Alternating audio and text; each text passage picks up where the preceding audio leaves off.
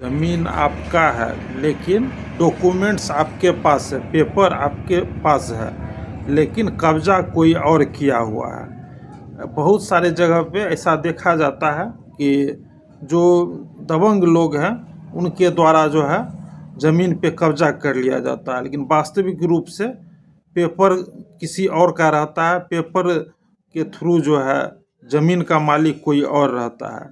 वैसी स्थिति में उनको अपने ज़मीन को हासिल करने के लिए जो है काफ़ी अधिक जो है प्रक्रिया में जाना पड़ता था कि सिविल कोर्ट के थ्रू जो है उनको केस लड़ना पड़ता था। और सिविल कोर्ट में ज़मीन से संबंधित का जो केस है काफ़ी समय लगता है, काफ़ी जो है उसमें लोगों को संघर्ष करना पड़ता था।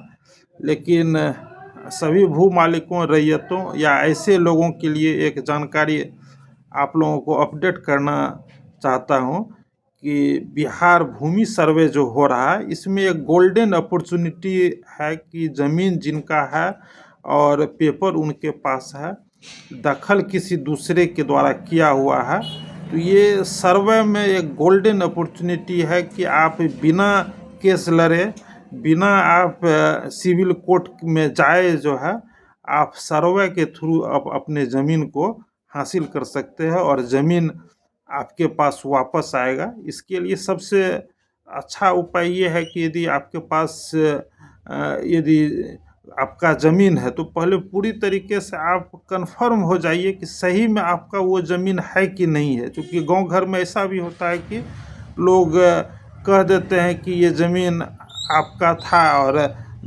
दूसरे लोग के द्वारा कब्जा कर लिया गया है। हो सकता है कि आपके पूर्वज के द्वारा उनके वंशज में किसी से बेच दिया गया होगा। इसलिए आप पेपर के थ्रू पहले जो है कन्फर्म हो जाइए कि आपका वो ज़मीन है कि नहीं है। इसके लिए सबसे अच्छा उपाय है कि आप ऑनलाइन रसीद कटाने का कोशिश कीजिए। ऑनलाइन कहीं पर भी पेपर के लिए इधर उधर भटकने का ज़रूरत नहीं है ना, कि कार्यालय का चक्कर लगाने का ज़रूरत नहीं है, लोगों के पास जाने का ज़रूरत नहीं है।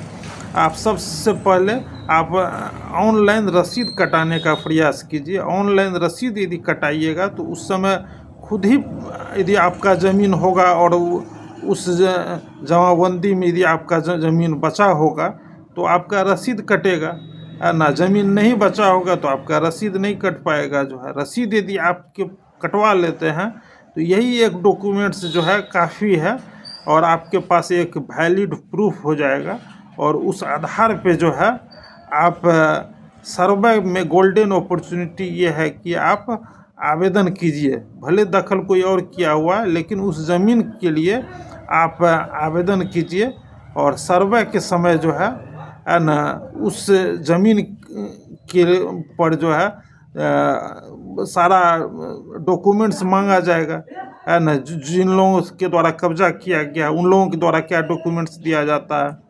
आप जाते हैं उनसे डॉक्यूमेंट्स मांगने तो वो आपको डॉक्यूमेंट्स नहीं दिखाता है, लेकिन सर्वे में तो उनको डॉक्यूमेंट्स दिखाना होगा।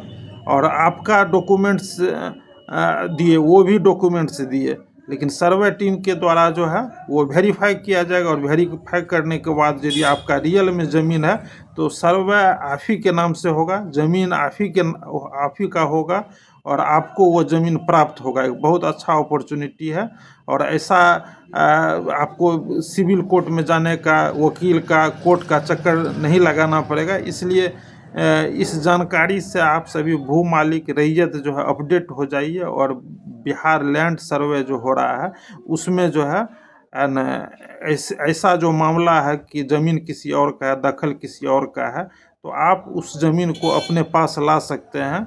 और इसमें सर्वे के में आप अप्लाई कीजिए जो है, और किसी से भी वाद विवाद करने का ज़रूरत नहीं है।